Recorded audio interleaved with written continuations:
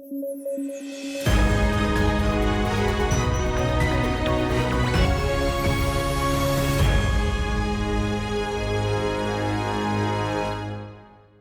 News at 9 programme में आपका स्वागत है। मैं हूं अमृत उपाध्याय। आइए जल्दी से डालें सुर्खियों पर नजर। यूएपीए कानून सुर्खियों में। त्रिपुरा के 2 संगठनों पर लगाया गया प्रतिबंध। मकसद है भारत की संप्रभुता और अखंडता की रक्षा। पीएम स्वनिधि योजना ने हासिल की महत्वपूर्ण उपलब्धि। 50 लाख स्ट्रीट वेंडर्स को मिला योजना का लाभ। योजना में दिया जाता है बिना गारंटी के ऋण। और घोषित हुआ 2023 का रसायन विज्ञान में नोबेल पुरस्कार। 3 वैज्ञानिकों को संयुक्त रूप से मिला पुरस्कार। क्वांटम डॉट्स की खोज और संश्लेषण में किया असाधारण कार्य।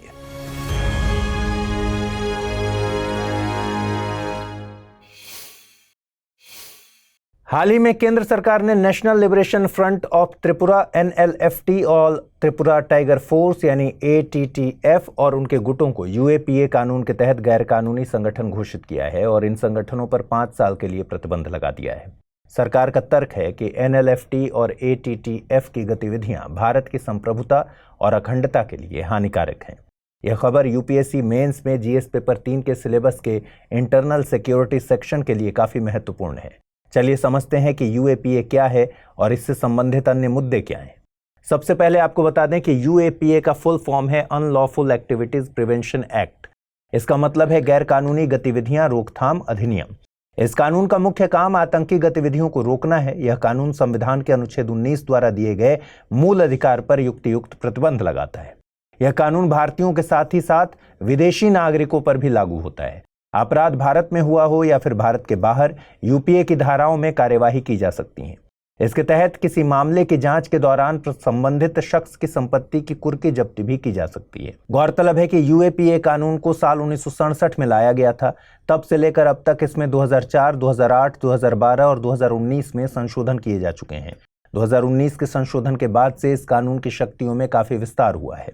2019 में संशोधन के बाद इस कानून को यह शक्ति मिल गई कि किसी भी व्यक्ति को जांच के आधार पर आतंकवादी घोषित किया जा सकता है।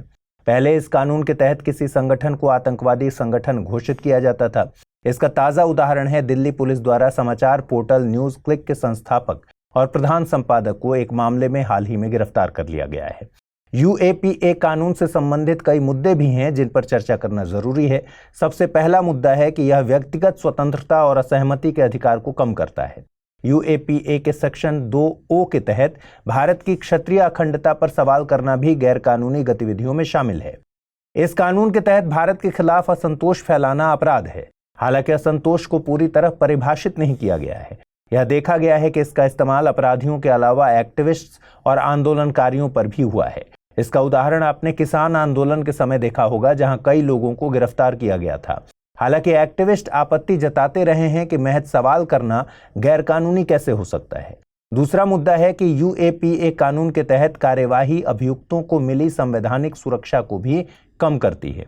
जैसे अभियुक्तों को इस कानून के तहत अग्रिम जमानत नहीं मिलती। जमानत स्वतंत्रता के संवैधानिक अधिकार की सुरक्षा और गारंटी है। तीसरा मुद्दा है कि इस कानून में NIA यानी राष्ट्रीय जांच एजेंसी को पुलिस से अधिक अधिकार दिए गए हैं।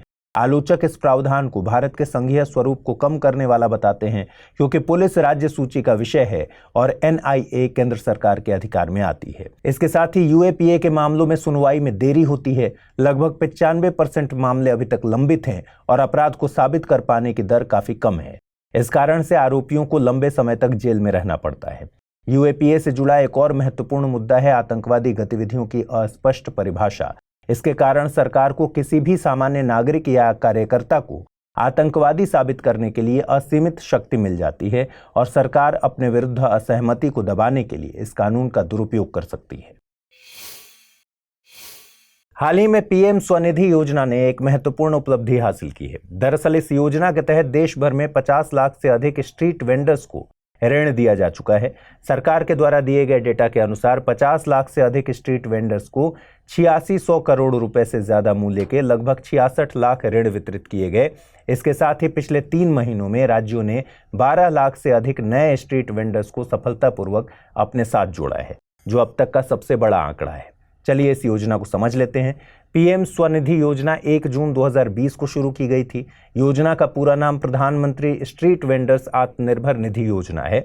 आवास और शहरी कार्य मंत्रालय ने इस योजना को शुरू किया था। इस योजना का टारगेट ग्रुप शहरी स्ट्रीट वेंडर्स हैं।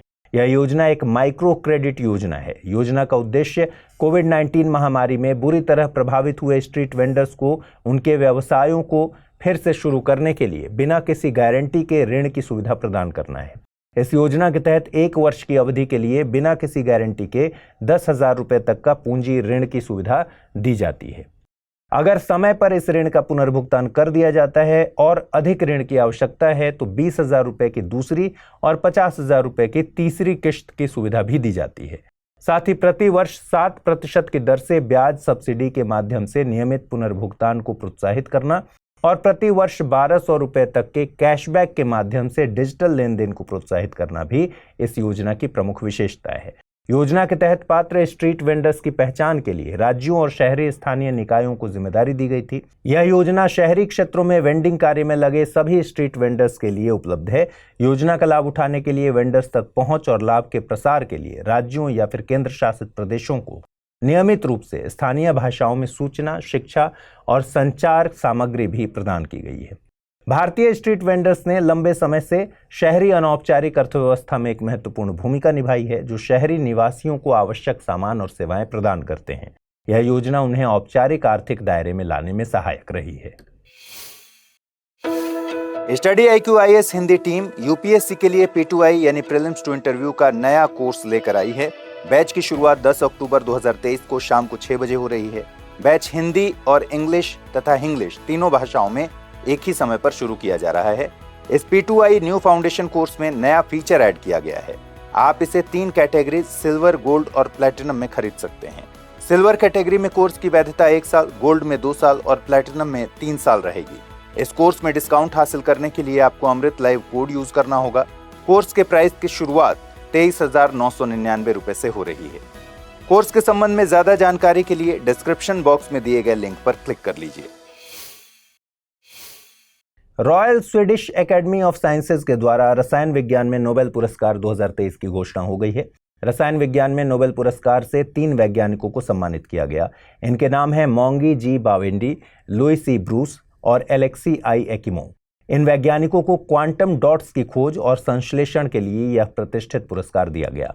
आपको बता दें कि 1980 के दशक की शुरुआत में लुइस ब्रूस और एलेक्सी एकिमो ने पहली बार क्वांटम डॉट्स बनाने में सफलता प्राप्त की थी और वहीं 1993 में मोंगी बावेंडी ने क्वांटम डॉट्स के निर्माण या संश्लेषण के तरीकों में क्रांति ला दी थी, जिससे क्वांटम डॉट्स की गुणवत्ता बहुत ऊंची हो गई थी।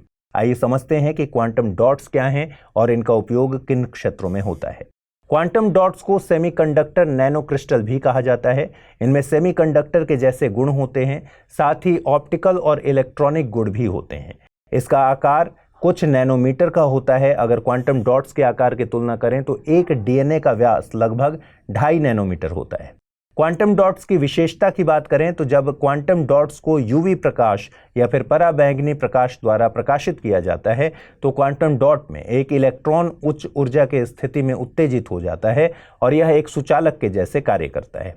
ध्यान देने वाली बात यह है कि क्वांटम डॉट्स के ऑप्टो इलेक्ट्रॉनिक गुण आकार के आधार पर बदलते हैं। जैसे 5 से 6 नैनोमीटर व्यास के बड़े क्वांटम डॉट्स लंबी तरंग दैर्घ्य उत्सर्जित करते हैं, जिससे नारंगी या लाल रंग निकलते हैं, और 2 से 3 नैनोमीटर के छोटे क्वांटम डॉट्स छोटी तरंग दैर्घ्य उत्सर्जित करते हैं, जिससे नीले और हरे जैसे रंग निकलते हैं। क्वांटम डॉट्स इतने महत्वपूर्ण हैं कि आज की नैनो टेक्नोलॉजी बिना क्वांटम डॉट्स के अधूरी है। ये आणविक आकार के होते हैं, जिससे ये कोशिका के स्तर पर शारीरिक जैव प्रक्रियाओं का अध्ययन करने में सक्षम होते हैं तथा कैंसर जैसे रोगों के निदान और उपचार में सहायक हो सकते हैं।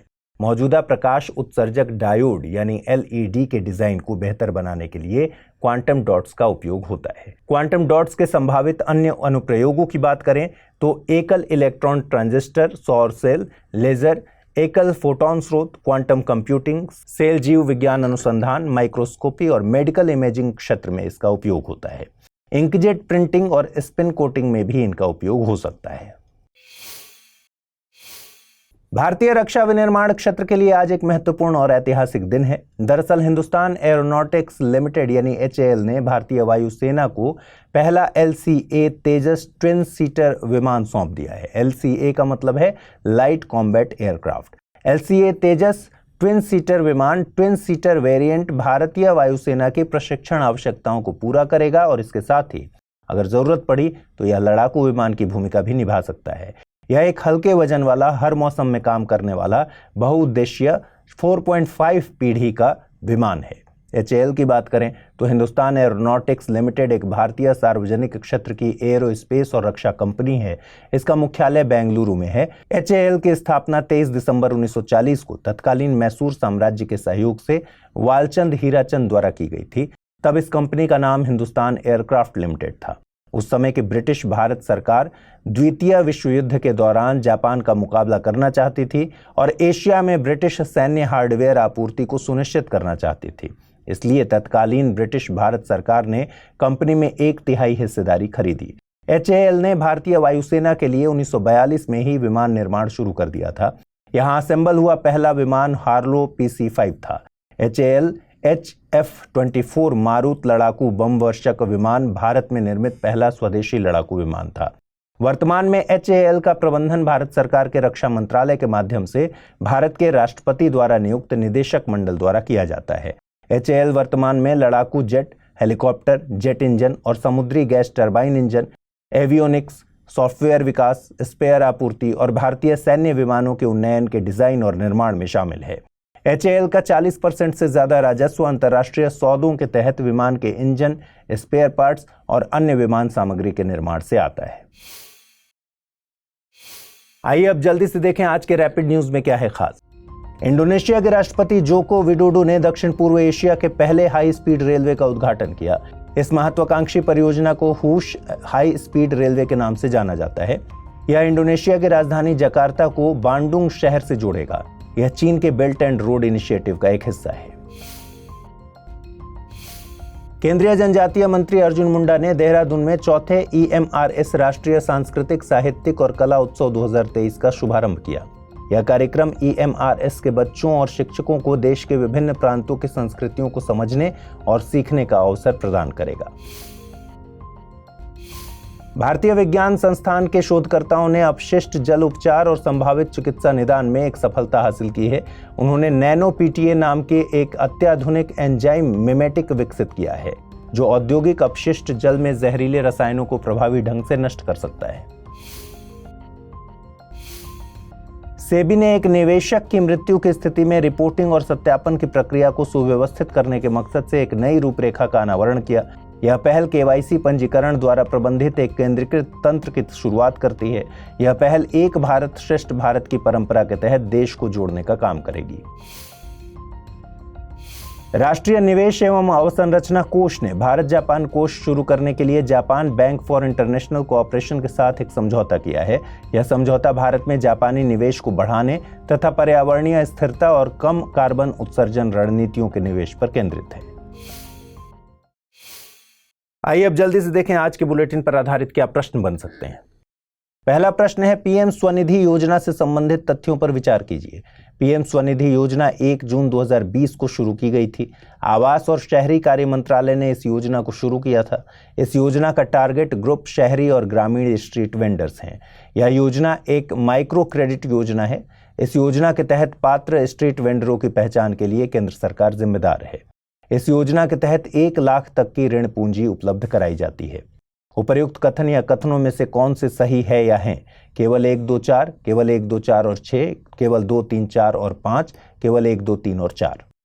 अगला प्रश्न है क्वांटम डॉट से संबंधित तथ्यों पर विचार कीजिए। इनमें केवल इलेक्ट्रॉनिक गुण होते हैं। इनका आकार कुछ नैनोमीटर का होता है। 5 से 6 नैनोमीटर व्यास के बड़े क्वांटम डॉट्स छोटी तरंग दैर्ध्य उत्सर्जित करते हैं। 2 से 3 नैनोमीटर व्यास के छोटे क्वांटम डॉट्स लंबी तरंग दैर्ध्य उत्सर्जित करते हैं। उपर्युक्त कथन या कथनों में से कौन सा या से सही है? केवल 1, 2 और 4, केवल 2, केवल 2, 3 और 4, केवल 1 और 2। आइए जल्दी से देखें पिछले बुलेटिन पर आधारित क्या प्रश्न मैंने पूछे थे, उनके सही जवाब क्या हैं। पहला प्रश्न था, नील नदी से संबंधित तथ्यों पर विचार कीजिए। व्हाइट नील लंबी है और ग्रेट लेक्स क्षेत्र से निकलती है। व्हाइट नील विक्टोरिया झील से शुरू होती है और युगांडा तथा दक्षिण सूडान से होकर बहती है। ब्लू नील इथोपिया में लेक ताना से शुरू होती है और दक्षिण पूर्व से सूडान में बहती है। दोनों नदियां सूडान की राजधानी खार्तूम में मिलती हैं। नील नदी लाल सागर में गिरती है। उपर्युक्त में से कितने कथन गलत हैं? केवल एक, 2 और 3, केवल 2, 3 और 4 या फिर केवल 5? सही उत्तर है ऑप्शन डी, क्योंकि नील नदी भूमध्य सागर में गिरती है। अगला प्रश्न मैंने पूछा था, निम्नलिखित तथ्यों पर विचार कीजिए। फिजियोलॉजी या मेडिसिन में 2023 का नोबेल पुरस्कार कैटलिन कारिको और ड्रू वीसमैन को मिला है। mRNA तकनीक में प्रतिरक्षा प्रणाली को सक्रिय करने के लिए शरीर में एक निष्क्रिय वायरस डाला जाता है। डेंड्राइटिक कोशिकाएं वैक्सीन प्रेरित प्रतिरक्षा प्रतिक्रिया के सक्रियण में महत्वपूर्ण कार्य करती हैं। उपर्युक्त में से कितने कथन सही हैं? केवल 2 और 3, केवल 2, सभी 3 या फिर केवल 1 और 3? सही उत्तर है इसका ऑप्शन डी, कथन 2 गलत है। तो आज के इस बुलेटिन में इतना ही। कल रात 9 बजे आपसे फिर से मुलाकात होगी। अगर आप इस बुलेटिन की पीडीएफ चाहते हैं तो अमृत उपाध्याय 007 टेलीग्राम चैनल पर रोजाना इसकी पीडीएफ मिलती है। अपना ख्याल रखिए, ठीक से पढ़ाई कीजिए। आज पूछे गए सवालों का जवाब जरूर कमेंट बॉक्स में दीजिएगा। नमस्कार।